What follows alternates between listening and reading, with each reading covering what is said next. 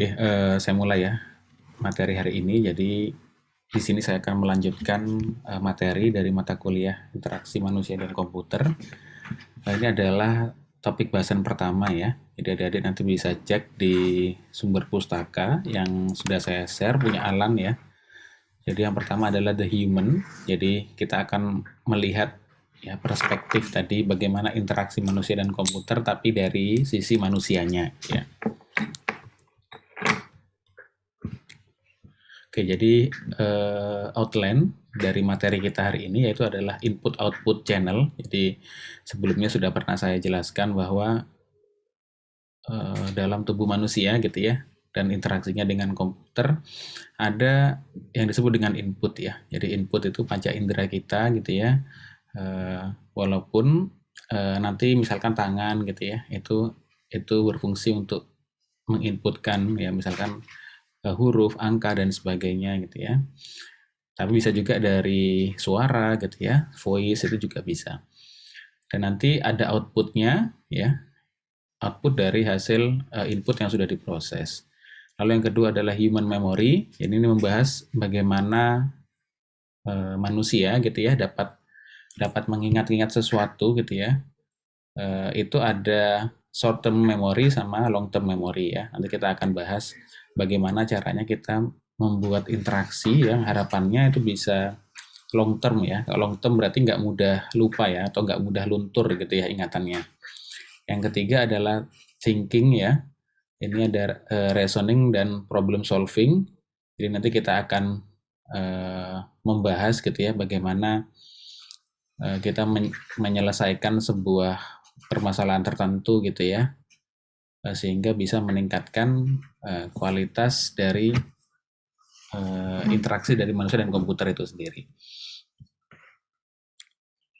Oke, ini kemarin saya juga sudah sampaikan ya, jadi seperti apa human ya. Jadi kalau kita membuat desain yang baik, otomatis kita harus mengerti dulu karakteristik ya kita juga sebagai manusia gitu ya. Nah, ini limit and their capacity to process information. Kita sebagai manusia seringkali punya banyak batasan gitu ya. Baik batasan dari penglihatan ya panca indera kita, pendengaran gitu ya.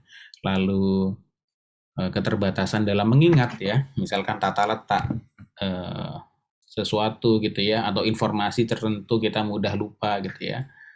Nah, makanya ada yang disebut limitasi ya, atau limitation gitu ya dalam tubuh manusia. Di sini juga sebetulnya ada banyak sekali ya kalau diklasifikasikan lebih dalam. Jadi ada kognitif psikologi, jadi bagaimana kita melihat aspek tadi ya keterbatasan manusia dari aspek kognitif kita gitu ya, atau aspek pengetahuan kita. Terus dari aspek kemampuan ya, capabilities. Kita juga punya keterbatasan, misalkan berapa lama kita bisa misalkan stay di depan komputer atau di depan aplikasi gitu ya. Limitasi juga begitu. Jadi batasan-batasan dari tubuh kita sendiri, misalkan pencahayaan kita kalau terlalu kontras gitu ya, terlalu terang juga tidak bisa melihat dengan baik, terlalu redup pun juga kurang baik. Lalu ada perceptual system ya, ada motor system, ini kaitannya juga dengan gerak ya. Jadi motor kita juga terbatas gitu ya. Apalagi nanti ada yang lebih spesifik ya, misalkan untuk yang disabilitas gitu ya, untuk yang berkebutuhan khusus ya, pasti motoriknya pasti sangat berbeda dengan orang normal ya. Itu juga menjadi hal yang atau isu yang penting ya saat ini. Berikutnya ada cognitive system, ya, jadi bagaimana nanti sebuah manusia gitu ya, kita sebagai manusia dapat memproses informasi ya dari inputan gitu ya, sehingga kita bisa memproses suatu informasi tadi menjadi sebuah luaran gitu ya. Jadi mungkin lebih jelasnya nanti ada bagian atau contoh ya, contoh yang lebih real. Oke, input output ya. Ini kemarin saya juga sempat singgung bahwa kalau di panca indera kita ya, namanya panca ada 5 ya. Namun di sini ada beberapa hal yang fokus gitu ya, fokus di inputnya gitu ya, di input maupun outputnya. Pertama penglihatan kita ya, atau vision. Jadi mata kita juga punya ini ya, proporsi yang sangat tinggi ya, apalagi Misalnya kita dalam membuat sebuah aplikasi otomatis, tampilan yang baik itu akan menjadi hal pertama yang akan dilihat gitu ya. Jadi ini ada kaitannya dengan bagaimana panca indera kita, mata kita dapat melihat ya, melihat sebuah desain kah, dapat melihat sebuah informasi gitu ya. Lalu ada hearing pendengaran ya. Jadi adik-adik sekarang banyak banyak sekali ya aplikasi maupun sistem lah ya yang itu juga menggunakan pendengaran ya, baik sebagai inputnya, mohon maaf ya, mungkin sebagai ininya ya, sebagai outputnya ya kalau kalau hearing. Jadi dari suara kita akan masuk ke outputnya adalah pendengaran ya, di pendengaran kita. Itu juga ada batasannya, jadi seberapa keras ya mungkin orang bisa mendengar atau terlalu keras juga tidak baik, terlalu pelan juga tidak terdengar gitu ya. Hal-hal seperti itu juga perlu kita pertimbangkan. Lalu ada touch ya, sentuhan. Nggak, ini banyak sekali sekarang gestur gitu ya. Terus mungkin action-action yang kaitannya dengan ini ya, dengan touch itu ya, dengan tangan kita lah ya. Kita menyentuh, menggeser gitu ya, mengusap gitu ya, itu juga salah satu beberapa ini ya, apa namanya, action ya lah yang bisa kita kembangkan, kita pilih gitu ya dalam pengembangan aplikasi nanti secara umumnya. Lalu ada movement, jadi bagaimana kaitannya movement itu ini ya, misalkan pergerakan ya, jadi seperti apa pergerakan manusia gitu ya, itu juga bisa menjadi input juga gitu ya. Oke, ini gambar dari ini ya, struktur mata ya. Jadi nanti adik-adik bisa lihat lebih detail di buku ya, di bukunya Alan itu. Tapi yang jelas kita tahu bahwa mata itu memproyeksikan ya. Jadi ada cahaya, pantulan cahaya masuk ke dalam mata kita gitu ya, melewati pupil gitu ya. Kalau sampai di retina maka dia akan kita dapat melihat gitu ya. Kita dapat melihat suatu benda gitu ya atau objek tertentu gitu ya di dalam ini ya keseharian kita. Sebetulnya dari ini ya, dari gambar mata ini sebetulnya banyak sekali ini ya organ-organ gitu ya yang itu juga memiliki fungsi dari masing-masing itu. Nah, contohnya ya lensa mata juga seperti itu. Jadi kita sekarang mungkin seperti saya yang minus gitu ya atau ada yang plus gitu ya. Kalau orang tua gitu ya, orang tua itu ada yang plus ya. Silinder itu juga disebabkan juga bagaimana otot-otot di lensa mata itu dia tidak bisa bergerak secara elastis begitulah ya anggapannya. Jadi tidak bisa menyesuaikan dengan kebutuhan gitu ya, sehingga kabur ya. Makanya perlu bantuan lensa tambahan ya seperti kacamata. Nah, itu contohnya. Nanti adik-adik lebih detail ya bisa cek di bukunya Alam. Oke, apa kaitannya tadi ya kemampuan mata kita dalam menangkap sebuah objek gitu ya? Itu ada kaitannya juga dengan jarak adik-adik, distance. Jadi semakin dekat misalkan ya objek yang sama gitu ya, misalkan kita melihat orang gitu ya, dari jarak yang misalkan 10 meter dengan jarak 5 meter pasti sangat berbeda ya di sini. Jadi terlihat visual angle itu seperti ini. Jadi kita harus bisa membedakan gitu ya. Tapi kalau kita sebagai manusia kita sudah bisa memproses ya bahwa oh itu ukuran manusia misalkan ya, ini tingginya 170 misalkan. Tapi jaraknya jauh, makanya dia terlihat kecil ya.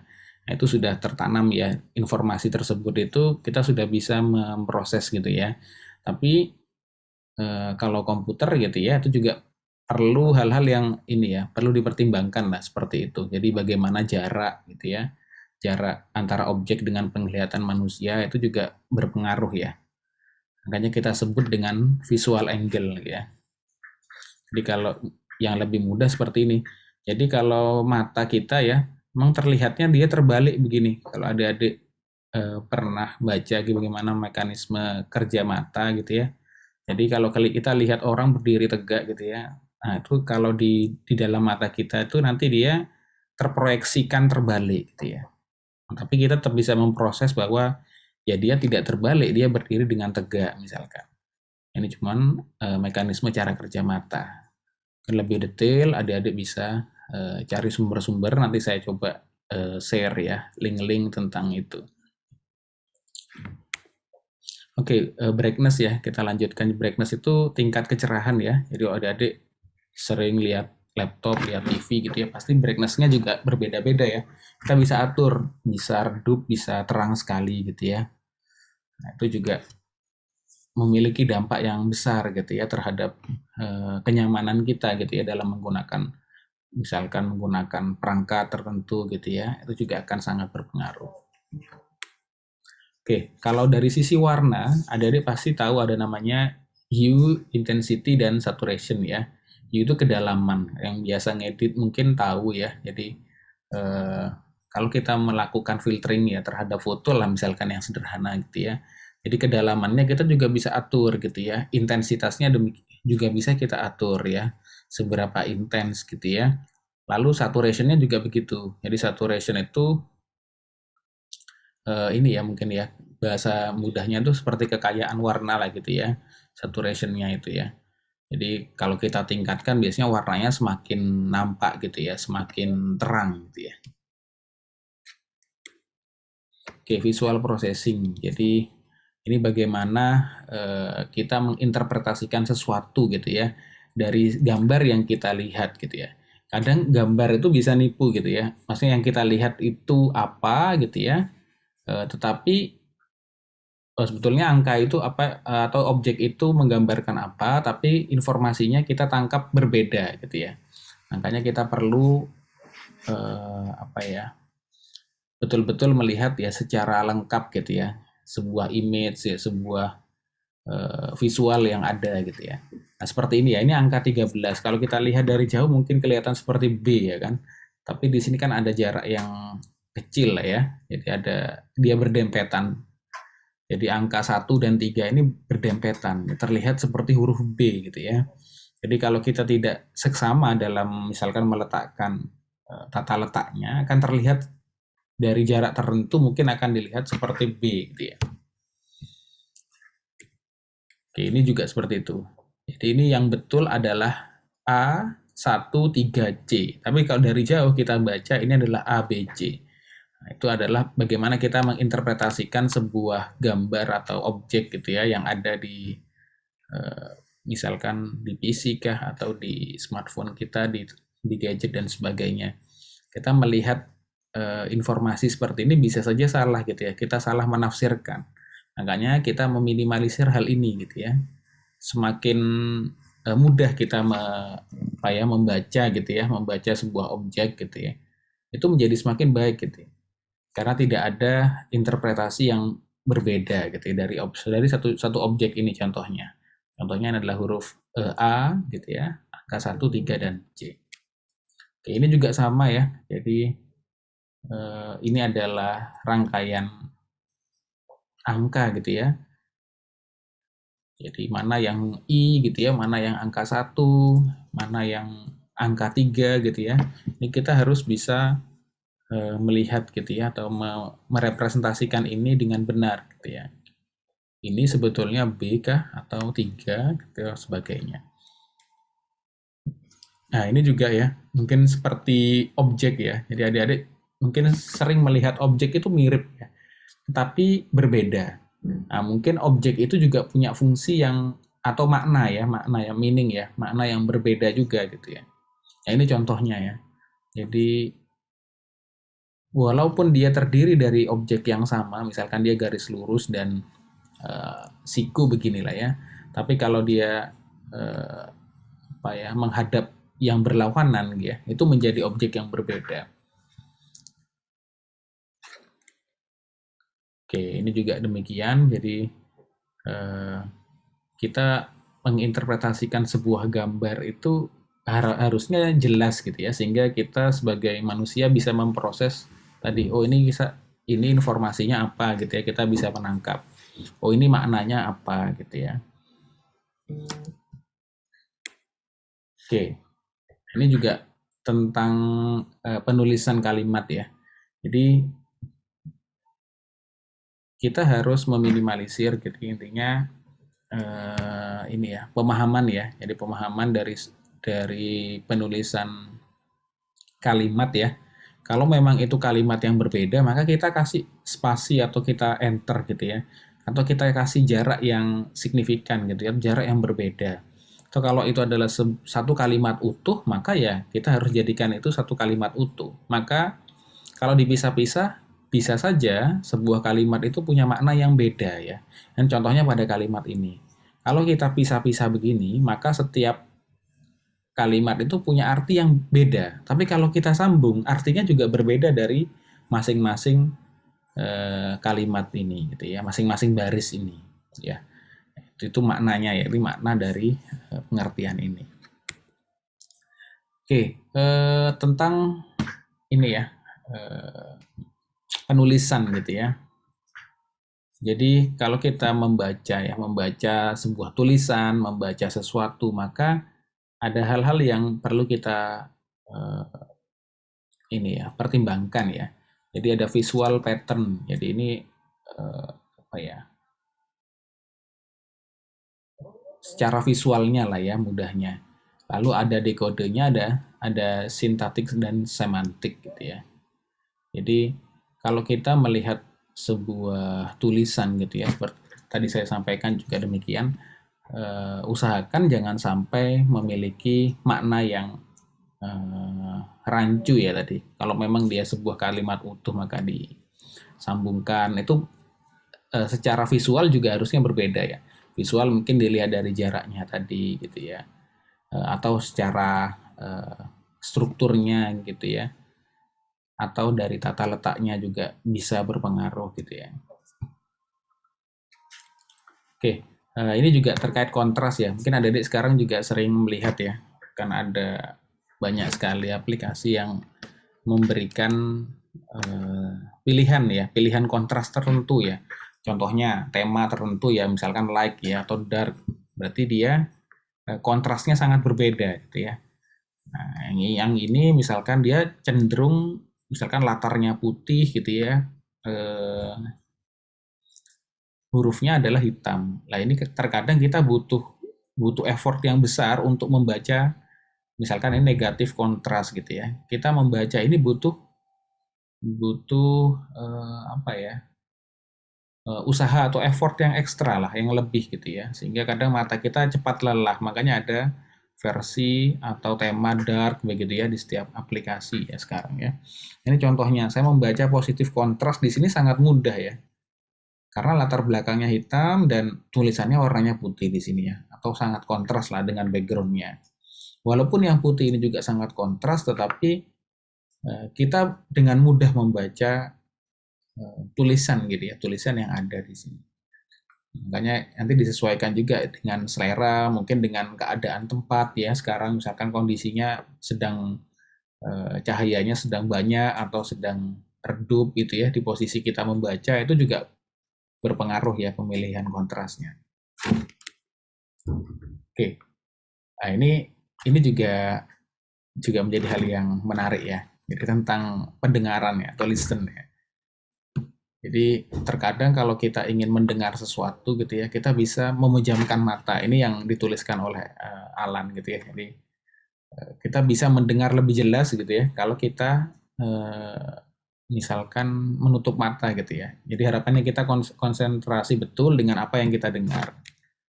Jadi sebetulnya manusia itu bisa mendengar ya dengan rentang gelombang itu 20 Hz sampai 15 kHz. Kalau di bawah itu kita nggak bisa dengar kita sebagai manusia. Di atas itu kita juga nggak bisa dengar ya. Makanya ada beberapa makhluk gitu ya seperti kelelawar ya mungkin itu dia memiliki range pendengaran yang berbeda dengan manusia gitu ya. Lumba-lumba itu juga punya range yang berbeda. Makanya kita juga perlu mempertimbangkan apa yang limitasi dari telinga kita. Kita bisa mendengar dengan rentang berapa gitu ya. Oke. Nah, ini an important means of feedback ya. Jadi kalau tentang touch tadi ya, sentuhan gitu ya, sebetulnya ada beberapa bahasan ya. Nanti mungkin saya buat lebih ini ya. Adik-adik silahkan buat semacam rangkuman atau resume gitu ya. Jadi ada 3 di sini ya. Thermoreseptor, ada nociceptors, dan mechanoreceptors. Jadi seperti apa feedback yang bisa kita lihat lah gitu ya dari uh,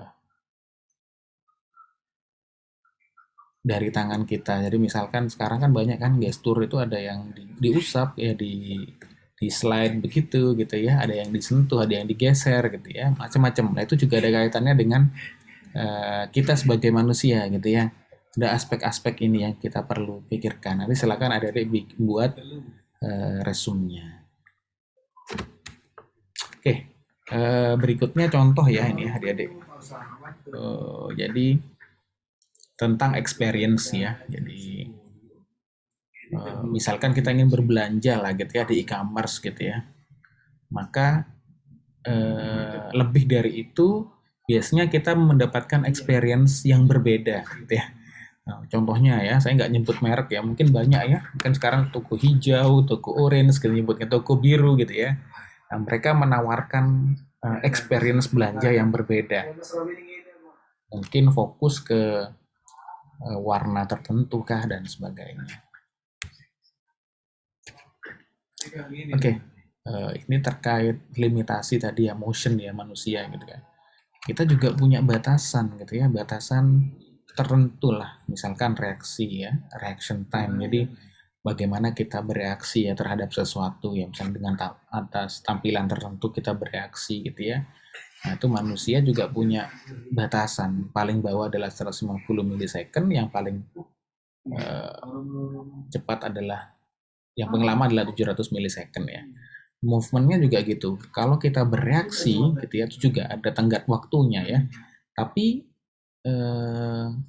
waktu kita bergerak gitu ya, itu juga butuh ini ya, butuh proses gitu ya. Jadi kalau kita misalkan ya kena panas misalkan, kita kan bereaksi ya. Itu ada reaksi yang bisa yang tubuh kita bisa rasakan. Nah, sedangkan movement, jadi ya waktu kita untuk bergerak ya, itu biasanya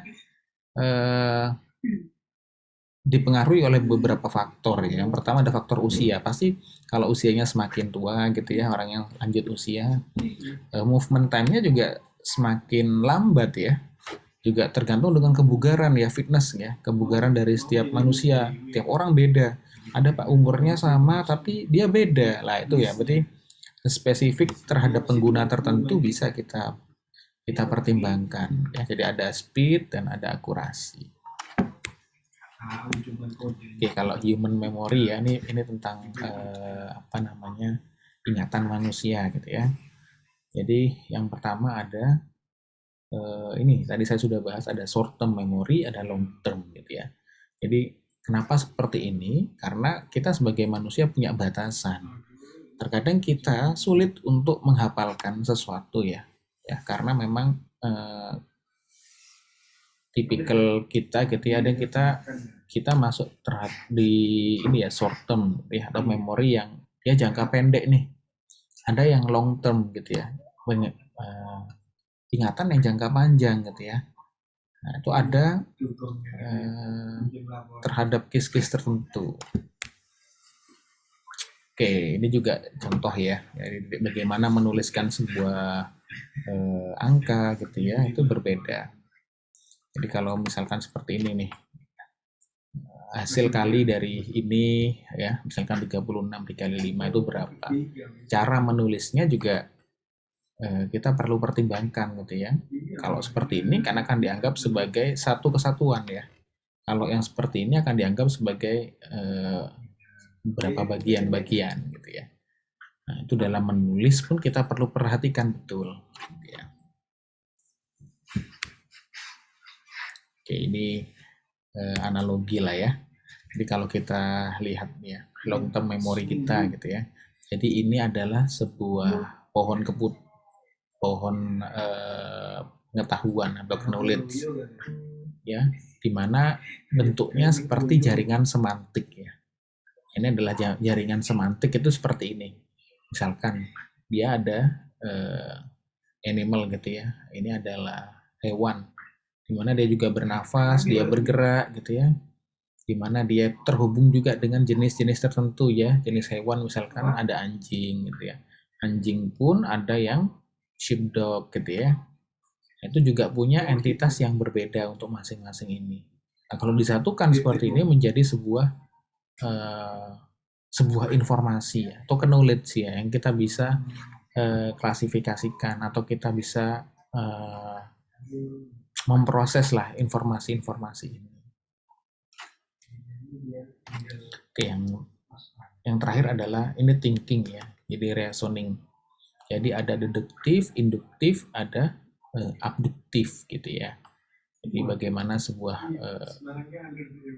manusia itu yang bisa menangkap informasi, tadi juga sudah saya jelaskan di awal ya. Oke, problem solving juga gitu.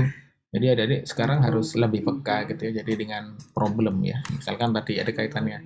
Apa kaitan limitasi tadi? Limitasi yang manusia itu punya gitu ya dengan kita melihatnya dari sudut problem solving. Misalkan orang yang punya keterbatasan fisik ya, misalkan secara motorik ya, dia lambat gitu ya responnya, maka kita juga bisa memberikan desain dan solusi yang berbeda dengan orang normal gitu ya. Itu contohnya ya. Jadi ini ya. Jadi the process of finding a solution. Jadi ini adalah proses untuk mencari solusi gitu ya. Dari beberapa task yang mungkin nggak familiar gitu ya. Misalkan contohnya tadi kasusnya yang disabilitas. Orang yang berkebutuhan khusus, motoriknya rendah, sensornya rendah. Atau orang yang memiliki tingkat pendidikan yang berbeda, itu juga beda. Oke. Oke, yang berikutnya kita tentang beberapa teori ya. Jadi ada teori dari Gestalt ya, tentang produktif, reproduktif, trial and error. Jadi ini merupakan sebuah teori gimana kaitannya antara produktif tadi, reproduktif tadi, trial dan error. Yang kedua adalah problem space theory. Jadi bagaimana kita bisa memecahkan sebuah masalah gitu ya, atau mencarikan solusi dari sebuah masalah tadi gitu ya. Dan bisa juga diselesaikan secara heuristik gitu ya. Dan yang terakhir adalah analogi in problem solving. Jadi kalau kita ingin menyelesaikan sebuah permasalahan, misalkan kita menawarkan sebuah solusi misalkan. Nah, kita perlu memappingkan dulu kira-kira tadi informasi-informasi yang kita punya seperti apa ya, kita relatekan, kita kaitkan ya informasi-informasi tadi. Nah, kita juga bisa mengklasifikasikannya misalkan dalam domain-domain tertentu tadi. Nah, sehingga nanti solusi yang kita berikan memang sesuai dengan problem yang sudah kita target ya. Nggak mungkin ya sebuah solusi itu bisa menyelesaikan semua masalah ya, nggak mungkin. Jadi bisa saja satu masalah tadi yang spesifik tadi diselesaikan oleh solusi tertentu yang juga spesifik gitu ya. Itu maksudnya analogi dari problem solving. Oke, ada pembahasan juga mengenai skill acquisition ya. Ada tiga basic level ya dari skill itu. The learner use a general purpose rule. Nah, jadi ini kalau kita lihat bagaimana seorang dalam ini ya, dalam belajar ya. Jadi skill dalam belajar atau learner itu ada yang dia slow ya. Jadi dia sulit nih belajar ya, melihat sebuah misalkan desain baru gitu ya, perubahan tertentu yang baru, dia sulit untuk menghafal atau sulit untuk mengetahui tata letaknya misalkan. Itu juga berbeda dengan kita fokus pada level yang lain. Contohnya ada yang dia mudah gitu ya, mudah untuk memproses itu ya. Misalkan ada orang yang memang dia melihat sesuatu itu harus memahami secara lama gitu ya. Ada yang dia memang mudah, oh dengan begini dia sudah mengerti informasi tertentu. Gitu. Nah ini juga akan berpengaruh terhadap ini ya performance-nya sendiri. Jadi tiap tiap orang tadi kalau kita bicara human ya pasti punya apa ya level skill lah yang berbeda lah tiap orang gitu ya. Itu ada kaitannya juga dengan memori aksesnya, dengan kemampuan orang dapat memahami atau menyimpan memori atau memproses informasi itu juga berbeda. Oke, ini beberapa contoh saja. Jadi bagaimana error dan mental model ya. Jadi kita juga harus betul-betul mengetahui lah kira-kira error result itu adalah hasil error lah gitu ya. Dimana kita melihat suatu permasalahan, kita memberikan solusi gitu ya. Ya tidak selalu semua solusi yang kita berikan itu sangat tepat sasaran gitu ya. Mungkin ada errornya gitu ya, atau kita nyebutnya mungkin kadang ada galatnya gitu ya. Ada berapa persen sih ininya, apa toleransinya, toleransi errornya, atau mungkin sebagainya itu adalah hal-hal yang juga kita perlu persiapkan gitu ya. Kita juga harus tahu atau memprediksi lah error-error yang mungkin terjadi gitu ya. Tadi kaitannya dengan behavior manusia juga gitu ya. Jadi orang mungkin juga dia salah mengetik, salah menentukan sesuatu, salah menerjemahkan sesuatu gitu ya. Nah, ini ada gambar yang menarik ya, emosi. Jadi bagaimana emosi dari kita manusia gitu itu punya peran yang besar gitu ya terhadap kognitif ya, kognitif event lah ya kita menyebutnya. Itu juga akan mempengaruhi pola pikir gitu ya. Jadi tingkat emosi orang bisa saja berbeda gitu ya. Lagi mungkin orang yang berkebutuhan khusus lah misalkan, atau anak yang autis mungkin lah itu juga punya emosi yang meledak-ledak kan. Ya dia nggak mungkin kita berikan solusi yang sama dengan anak normal gitu ya. Misalkan itu dari segi emosi, kita lihat dari segi emosi.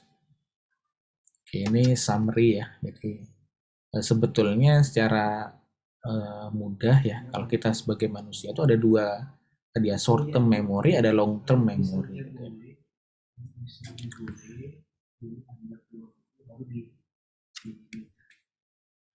Oke, jadi secara lengkap nanti ada bisa baca bukunya Alan ya mengenai human computer interaction.